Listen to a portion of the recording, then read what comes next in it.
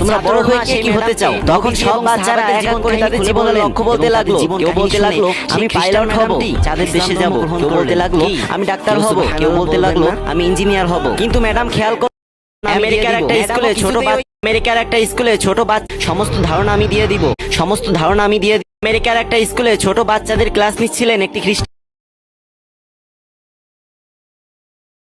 Madam. ক্লাসের ফাঁকে সে বাচ্চাদের জিজ্ঞাসা করলো, আচ্ছা বাচ্চারা, তোমরা বড় হয়ে কি হতে চাও? তখন সব বাচ্চারা এক এক করে তাদের জীবনের লক্ষ্য বলতে লাগলো। কেউ বলতে লাগলো আমি পাইলট হব, চাঁদের দেশে যাব। কেউ বলতে লাগলো আমি ডাক্তার হব। কেউ বলতে লাগলো আমি ইঞ্জিনিয়ার হব। কিন্তু ম্যাডাম খেয়াল করলো ক্লাসের কোনো একটা বাচ্চা চুপ করে বসেছিল, সে কিছুই বলছিল না। তখন ম্যাডাম তার কাছে যে জিজ্ঞাসা করলো, আচ্ছা তুমি বড় হয়ে কি হতে চাও? তখন বাচ্চাটি বলল, ম্যাডাম আমি বড় হয়ে সাহাবী হতে চাই। তখন ম্যাডাম থমকে গেল আর মনে মনে ভাবতে লাগলো, সাহাবী, এটা আবার কি? তারপর ম্যাডাম ক্লাস শেষ করে সেই ছেলেটির মায়ের কাছে ফোন দিল আর বলল,